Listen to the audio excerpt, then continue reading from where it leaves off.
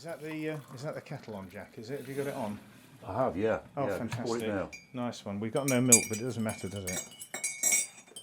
I'm on the green tea actually at the moment. I'm trying to reduce my caffeine levels. Yeah, Scrape me off. Health is wealth, Simon. Health is wealth. The money we're saving on milk at Psycho Killer Shocking True Crime Stories is ridiculous. You've been to Bristol recently, haven't you? What were you doing over in Bristol? Yeah, my fourth time in Bristol. Yeah, I don't know what the You're a serial offender. What my connection is with the place, but yeah, we it, I suppose. Yeah, we went for a concert, and strangely enough, we walked a different route from the station, from the railway station, and sort of followed my nose, what looked familiar, but we ended up walking through a different route, and we came across an old cinema, which is obviously the key to our story today. The old cinema. People won't know this, but I do from experience. You tend to wander off when we're on location, don't you? So I can turn round, and 1 minute you're there on my shoulder, and the next minute, where's Jack? And you've got big long legs, and you stride off, and I don't know where you are half the time. I think it's being a copy, it's inherent, anti-surveillance, counter-surveillance, you don't want to be too predictable. This happened around about midnight in Whitechapel about 18 months ago. I had no idea where you were. Not the sort of area where you want to get separated. Yeah, but don't forget, there are no-go zones for cops. This is true. If I go... King's man. I go where I want to go. But you're retired now, so how does that play out? Do you sort of have like I'm a retired copper warrant card or something like that? Yeah, you can't. It's learned behaviour, isn't it? 30 years, can't stop it. Same with journalism. It's a wire in the blood. T.S. Eliot, actually. Do you remember that great TV series, The Wire? It's where it came from. A wire in the blood. And Eliot was referring to a wire as in a telegram, a message that's zipping round every fibre of your being. You see, while you're picking up all these little anecdotes from TV programmes and great productions, I'm just wandering around looking for like a lost looking sheep. For clues. A lost sheep. Yeah. Okay. So there you are in Bristol, and you stumble across, if that's possible, a rather interesting old cinema. So tell me more. Yeah. Well, on this visit, I actually took a guided tour of the city, and it was titled, for people who know or don't know Bristol, Blackbeard to Banksy. Blackbeard being a pirate from 300 years ago, was it? And Banksy, the street artist who's made a fortune and a reputation out of his street art. And on the tour, very interesting, it came across a couple of statues, one of a guy called Colston, who I think has got a lot of publicity recently because the statue actually is no longer there, it's just a plinth. Oh, is this the one that was chucked into the dock? The slave trade. Gotcha. Yeah. So that was interesting, just to see the plinth and to see that for myself. And there was another statue of an MP called Edmund Burke, and Burke was an MP during or not long after the American War of Independence. Again, a few hundred years ago, real old British history there. Yeah, we don't talk about wars we lost, incidentally. Absolutely. But during the Second World War, bringing it a little bit more up to date, where we're getting close to this episode, the story went that there's a couple of holes in this statue, and it was a couple of US servicemen who'd been round the pubs of Bristol carrying their pistols. And they heard about Edmund Burke and that he was not particularly well thought of by American independence movement, and they took the guns out and fired a couple of rounds off into the statue. Right? Well, they shot up the statue in the middle of Bristol. Yeah. During the Second World War, sometime in the 40s. What sort of consequence did they face for this reprehensible act? I know. Probably got away with it, didn't they? Yeah, so... It's like the John Birch Society. that got me into that World War II sort of scenario with all these servicemen around and what have you. So I did a little bit of Google, and who would have thought it? I find a case of murder at the cinema just around the corner from where these statues were. Wow. And the case is the murder of Robert Parrington Jackson, and it was 1946, just after the war, and the crime. He was shot whilst in his office, the motive was unclear, and the case status unsolved. How about that? Wow, this is perfect.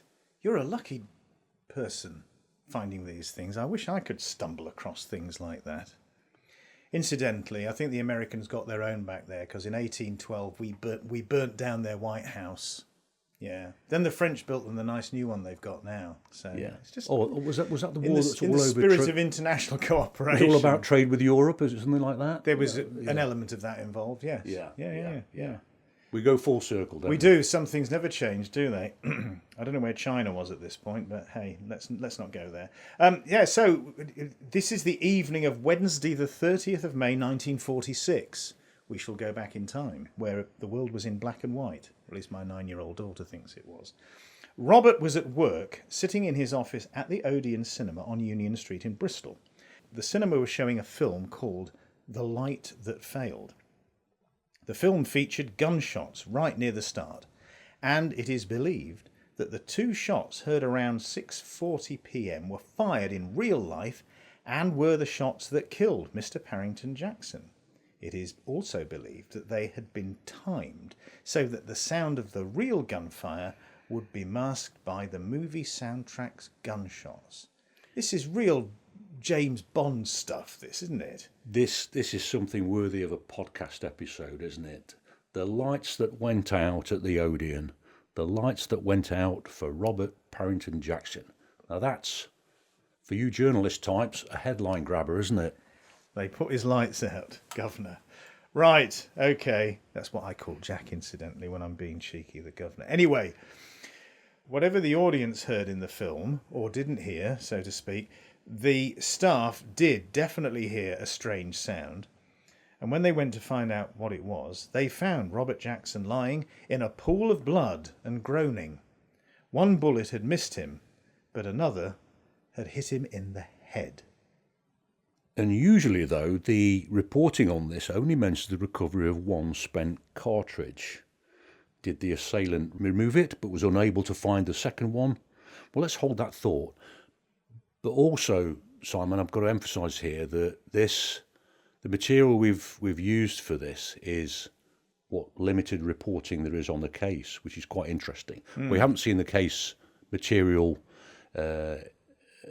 in its entirety, so we're basing it really on what's been written about before. But it doesn't take away any of the questions that we're asking. It does, yeah. You know, in true psycho killer, shocking true crime stories style, we've done some research on this, but actually, this isn't fully formed yet. You may have guessed that. The paint's still a bit wet on this one, but we shall proceed with what we've got. In true 1940s Hollywood style, a message was flashed up on the cinema screen asking the audience whether a doctor was present. Literally, is there a doctor in the house? It seems, though, that the film just rolled on. Meanwhile, up in the office, Mr. Parrington Jackson is expiring. They took him to the Bristol Royal Infirmary, but he never regained consciousness. Let us pause here and reflect on how that scene should have been managed at that point if the police had been on their A game. Even then, but compare it to now, would you, Jack? Because this is meat and drink for you, this procedure. What would you do? Yeah, well, I mean, not just the police being on the A game, but the staff in this facility, and it's not rocket science, is it? That we've got a crime scene here. Now, where does that crime scene? What are the extremities of that crime scene? Well, I would suggest that the crime scene is at that time is the whole of the Odeon cinema. It needs to be locked down, doesn't it? It needs to be preserved. You know, the building needs to be sealed, checking the exits, checking any areas that are exclusive to the staff, find a way of securing who was in that cinema that evening. Now, I think on other episodes I've mentioned trying to gather a snapshot in time for the moment when a crime occurs, whether that be CCTV, phone data, or other data that we're used to. Now, obviously, back in 1946, that kind of data wasn't there, but you still need that snapshot in time, and that's where sealing the place is so important, to know who was in that building at the time. And when I talk about searching of the other areas, you know, we might have a gunman who's gone and killed somebody else. You know, at this stage there's an element of chaos, but there needs to be some control over it. I'm thinking about the things that were available, the data that was available. So fingerprints, footprints, all that kind of thing. They'd have been able to dust for fingerprints, wouldn't they? There would have been presumably some kind of paper database of fingerprints of people who were wanted for whatever. And then there's the ballistics. So there's a lot here that the police could have used. The picture that I'm getting in my mind is of a lot of people trampling over a crime scene, and there is no degree of protection for it at all. So the evidence is immediately compromised, or I think the word is contaminated. Is that right? Is that the word you'd use? The scene is contaminated? Well, that's exactly it. I mean, let's just say the day after, and somebody is brought in to run the investigation. The first thing they're going to say, aren't they, is who was in that building at that time? And that's the key to it, isn't it? If that information's not there, we've potentially lost the evidence and lost a witness, or even lost the offender. I don't know how popular The Light That Failed was as a movie, but potentially there's 150 people watching this, right? Well, so it's 150 potential witnesses, where did they all go? Did they just all stream out of the place, down the boozer, read about it in the paper a couple of days later? Yeah. We just don't know, do we? It wouldn't happen now. We'd like to think it wouldn't happen now, but it shouldn't happen now, and it shouldn't have happened then. It's easy to be wise after the event. In cases like this, we, as podcasters, tend to rely on news reports from the time. And to be frank, there isn't a lot about the actual police investigation, such as appeals for witnesses. Now, nowadays, there would be an entire media management operation that would swing into action like a smoothly oiled machine. So there would be appeals for information. There would be pictures released, potentially. If you've got an offender, they'd have an e-fit picture. Quite possibly the senior investigating officer would be put up to talk to members of the media in a press conference. All of that would be managed centrally, and then the information could be collated and fed into a system that would organise and sift and analyse and presumably pick out crucial pieces of evidence. It looks like none of that happened. We have to go to August 1946, so this is 3 months after the shooting, to get a flavour of the case at the coroner's inquest. Now, in England, for people who don't live here, the coroner is the person who investigates deaths, not the police as such. The police are investigating the crime. They're gathering evidence for the state to prosecute, the Crown to prosecute an offender should they manage to apprehend one. It's the coroner who decides how the person died. The coroner's verdict is absolutely critical.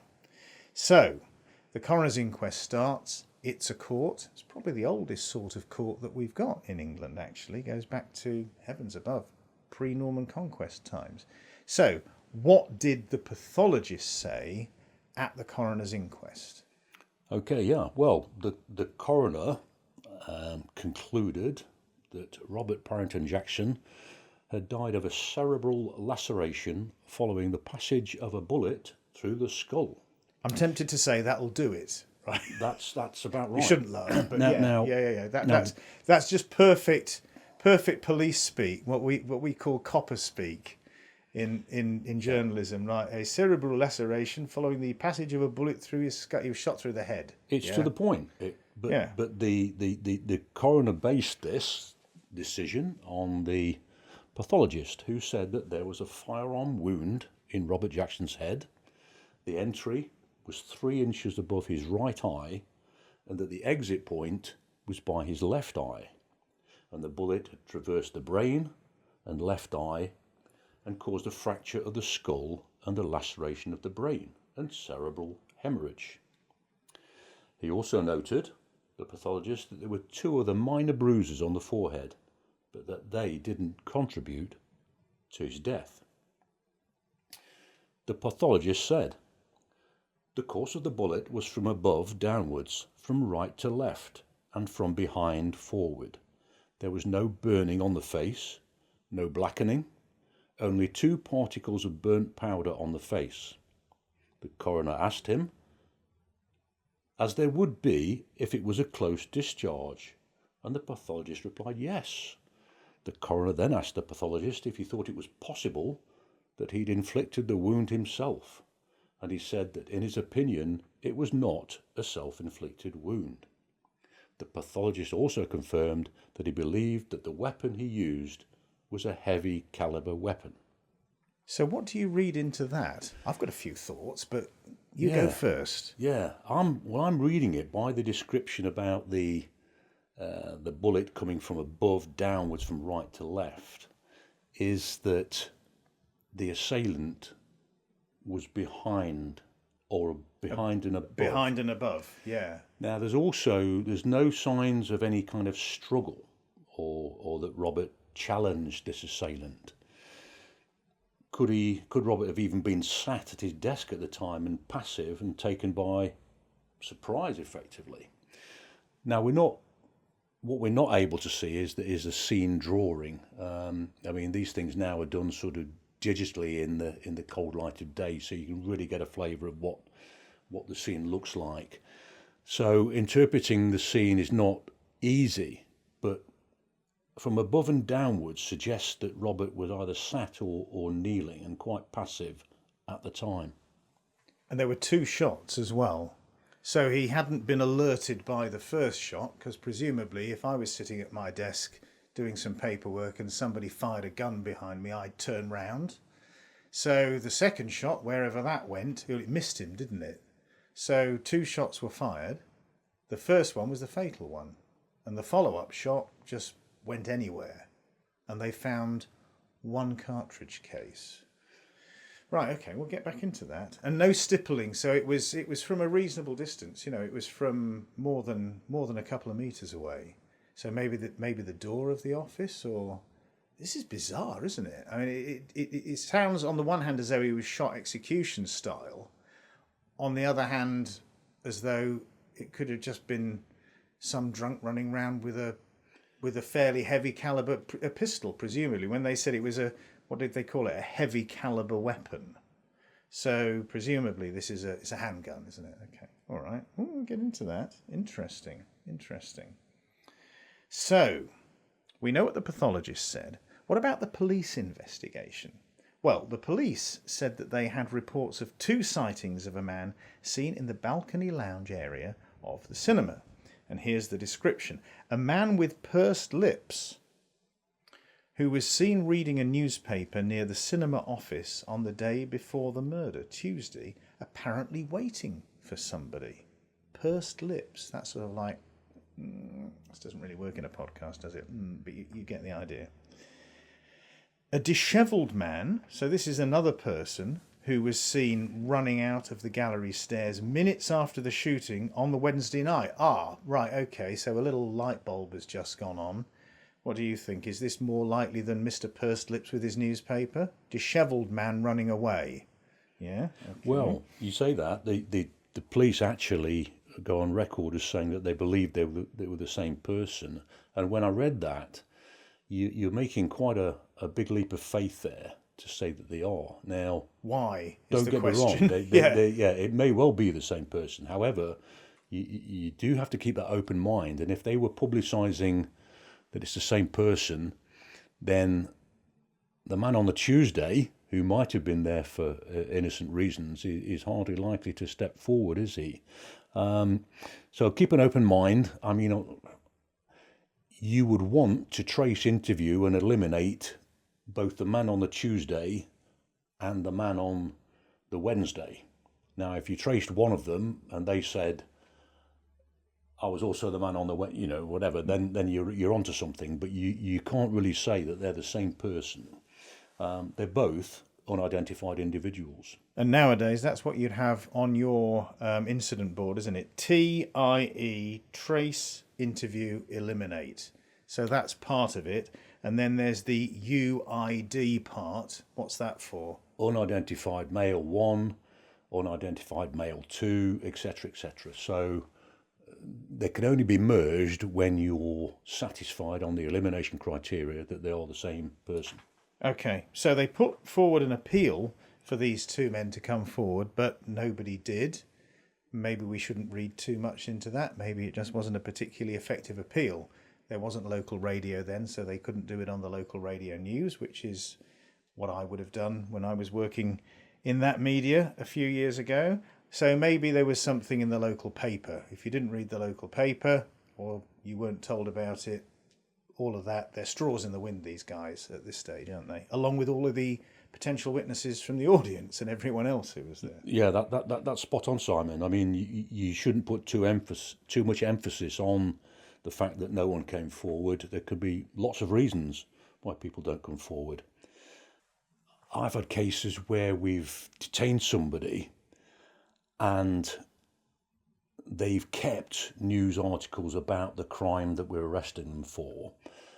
But I've also had cases where we've arrested somebody and they were oblivious to any reporting of what they'd done. So it can be either way. That's classic true crime dramatisation. There you go. The copper goes into the lair of the psychopath, and there on the bedroom wall are all the yellow newspaper cuttings of all of the terrible crimes. And immediately they realise this is the prime suspect. Doesn't always work like that, from what you're telling me. Be easier if it did, wouldn't it? It'd be great. It'd be fantastic. It would be nice if it all panned out and that full confession was made at the time in front of the cameras. Yeah, it'd all be very nice. Well, the man in the lounge on the Tuesday afternoon between 5:30 and 6 p.m. was spoken to by an usherette, and this person told her that he was waiting for someone. The usherette said that this man, was between 30 and 35 years of age, about 5 feet 7 inches tall, with a medium build, with what was believed to be dark hair, so perhaps a bit of pomade or a bit of Grecian 2000 going on there, and a dark suit. He was wearing a dark suit which she believed was navy blue, which was well worn and shiny in places, with a white collar and a dark coloured tie. She said that she believed that he was hatless and had been carrying an old Macintosh coat. Perhaps in 1946, a gentleman in public not wearing a hat was obviously guilty of something, because everybody wore hats, didn't they? But yeah, so this is maybe what they mean by dishevelled.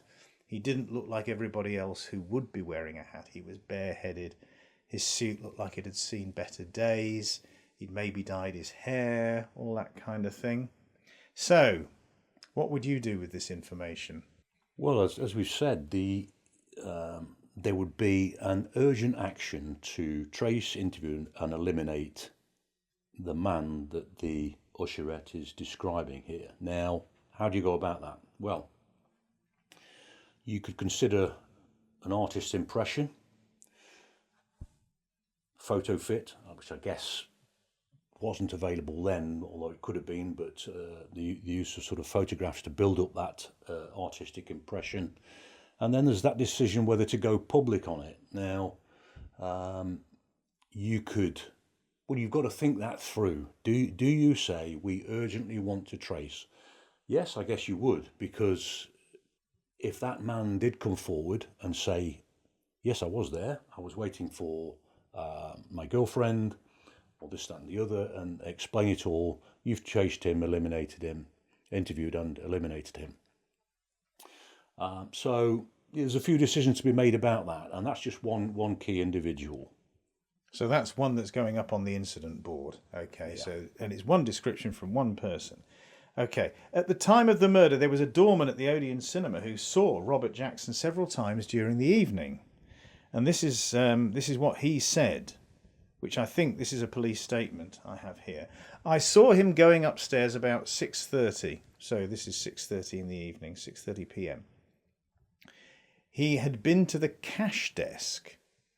He was going to his office, which is on the first floor. A minute or two afterwards, someone came to me with some lost property, which he had to pick up in the stalls.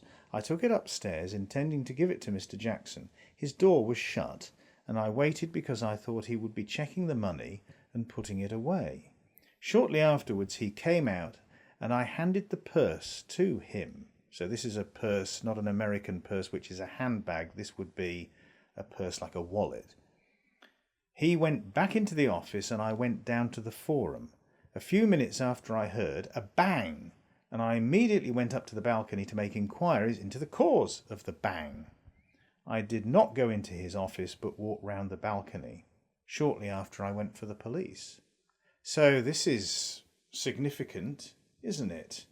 Is it me, or does that account seem a bit curious, a bit odd? What do you make of it? Yeah, I tend to agree. You look at it just on those words that we use. Yeah, this is the doorman we're talking about. So he's got responsibility for the safety and security of people on the premises. He's key in that he sees Robert Jackson's movements just before his death. He even goes to his office. So the fact that having heard these noises, which maybe they didn't consider were gunshot, I don't know. It doesn't really explain that. But he then fails to sort of check on Mr. Jackson, who's in his office with the takings for that particular showing. We are assuming, but it may be just the way the officer wrote it. I think it's probably worth explaining now that whoever took that statement from the doorman would have made a few written notes, I don't know where and when it was actually done, and then converted those notes into a statement that reads quite careful and methodical.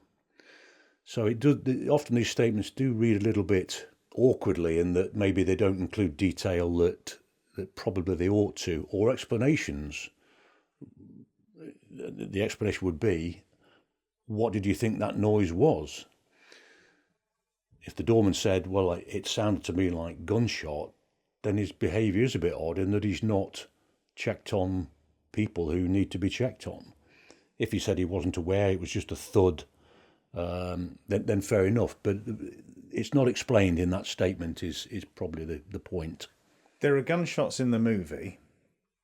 Now, we both know that the difference between a recorded gunshot and a real gunshot is enormous. If you were in a confined space and a handgun was fired and you had no ear protection, your ears would be ringing for at least an hour afterwards.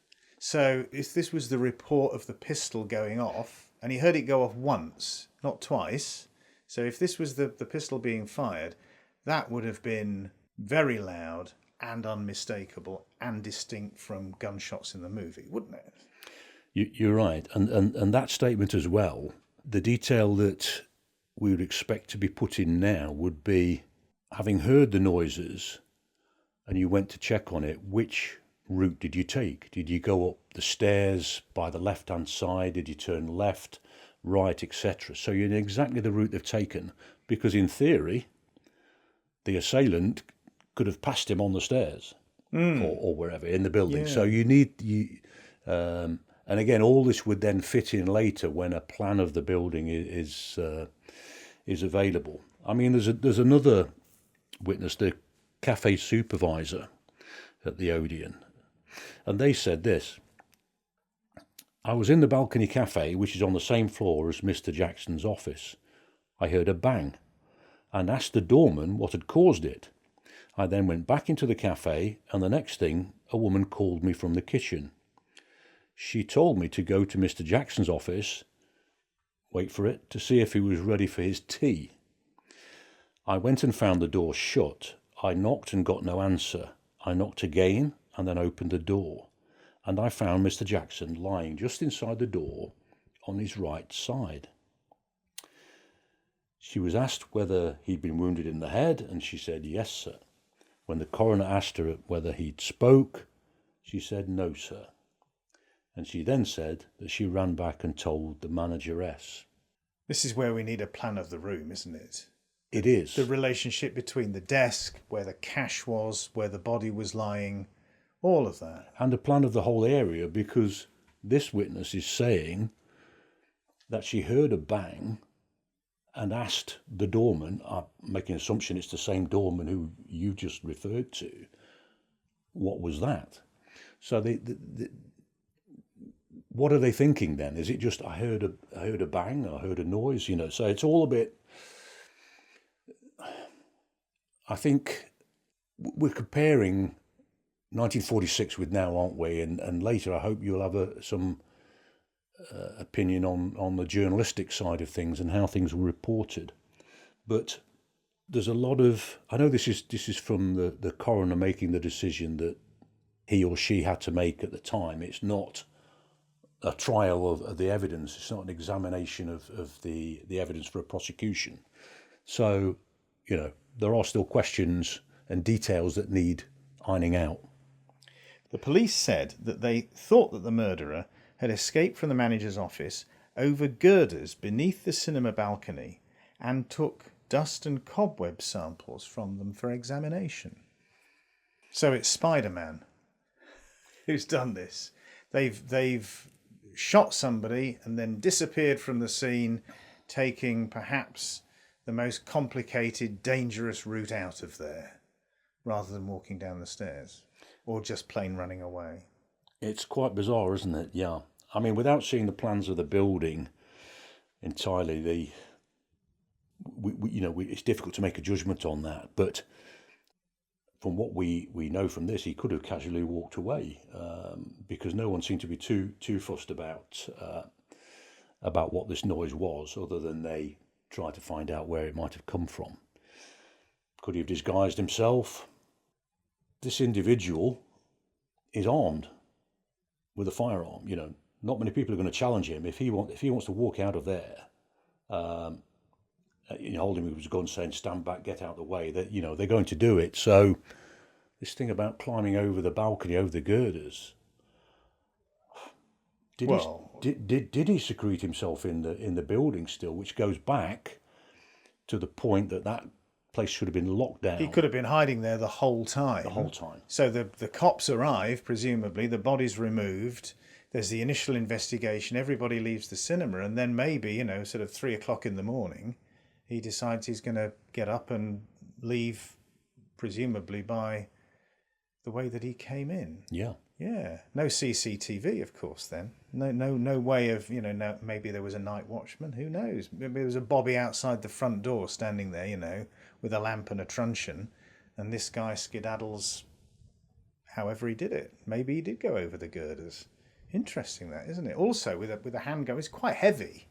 Yeah, so where's he going to stuff that while he's... Yeah, chances are he's climbing over the girders and this thing falls down and there's some evidence there, Is he going to climb down after it and get it? Make a... Oh, yeah, this is fascinating. Okay, well... In a search for the murderer, the police inspected the registers at scores of hotels in Bristol and checked up on a number of people that had arrived in the city on the Tuesday and the Wednesday. That sounds sensible, doesn't it? Yeah, it's one line of inquiry. It's part of I suppose you'd call it the wider scoping of who was in town that night, and where did they come from. It's one line of inquiry, yeah. I mean, we're taking this from the reporting of it, but there would have been, you'd have hoped lots more, house-to-house inquiries, checking with all the pubs, who was in the pubs, etc., etc. Bristol's quite an easy place to get to. Would have been then, wouldn't 1946? You could have got the train from London Paddington, Great Western Railway. You'd have come into Bristol Temple Meads. But of course, Bristol's on the coast, so... In terms of entry and exit points from Bristol. If you were going to make a clean getaway, presumably you'd have to go back to the station, get a train somewhere else. So that would be a location that the police might concentrate on, perhaps. I don't know. I mean, motorised traffic, it was there, but there wasn't the motorway that there is now. Okay, so they're looking at the hotels. They also found one spent .45 caliber pistol cartridge. So this is presumably the case from the round that was fired from a Colt automatic pistol in Robert Jackson's office. 2 shots, apparently, 1 cartridge. I'm tempted to go back to the film JFK, where they say to the witnesses, no, you heard echoes, you heard echoes. So maybe it was an echo. Maybe there was 1 shot, and people who said they heard 2 heard an echo, because it would have been, to coin a phrase, bloody loud. 45 caliber. So that would be the standard service pistol that was issued to American servicemen. The same type of gun that would have been used to vandalise the statue. Correct. Okay, all right. An American automatic Colt pistol was later found in a static water tank, presumably on the premises, but this isn't clear, towards the end of August 1946. Wow, so months later, he's dumped the gun, hasn't he? He's done the shooting, he's dumped the gun. I think there was 1 shot. It was loud, people heard echoes, okay? And that was it. So it's an assassination. Then he dumps the gun. So it was understandably believed to be the murder weapon, and the police released a photograph of it in the newspapers and appealed for anyone that knew anything about it to come forward. The police later revealed that their investigation had taken them to America. That was a nice trip for somebody. One report said that they'd interviewed a suspect who was a US serviceman. Okay, well that narrows it right down, doesn't it? Because there would be US servicemen in the area at the time. It's only 1946. Yeah. And that would have been their standard issue sidearm. Yeah. I mean, we can presume that this serviceman who was interviewed as a suspect was the serviceman to whom the pistol had been issued during the war period. But we need to clarify as well that they talk about suspect. Well, we don't use that term now as lightly as they did then. It was somebody they needed to trace, interview and eliminate, and they clearly did do. So this US serviceman, whatever his explanation was, he was saying that either he didn't know what happened to his pistol, or he'd had it stolen, exchanged, or whatever. You would hope he'd had some explanation that eliminated him from the investigation. He must have convinced the detectives not only of an alibi, but also that he was no longer in possession of the pistol at the time, May 1946. Yeah, I mean, we like to think that these firearms were issued and returned to the armoury on the same day, you know, as we sort of used to now in peacetime and in police activity, and that accurate records were kept regarding them and any loss of them. But this was wartime, don't forget. And if US servicemen were getting drunk in the Bristol pubs and discharging pistols at statues, we can presume that firearms were often getting into the wrong hands. And I think it's worth noting and asking the question whether military firearms were freely available to civilians at the time. I would have thought that if you were asking that kind of question and you were in a pub in Bristol, you probably know someone who had the answer to that. Yeah. If you were the kind of person who wanted to get hold of one, it would not have been particularly difficult. But not legally, I presume. So that seems like a suitable point where we should pause in our discussion of the unsolved murder of Robert Parrington Jackson in Bristol in 1946. If you like listening to Jack and myself shooting the breeze about unsolved crimes, you might like to consider supporting us on Patreon. It's patreon.com/psychokiller, and your support helps us to bring you stories like this, and it also means that the next time we get together in a recording studio, we'll be able to afford a pint of milk to put in our tea. I kid you not. If there's a story you've come across and you'd like us to investigate it, an unsolved crime of some description, drop us a line via our website, which is psycho-killer.co, psycho-killer.co. So we hope to see you again very soon for the unsolved fatal shooting, the handgun murder of Robert Parrington Jackson in the Odeon Cinema in Bristol in 1946.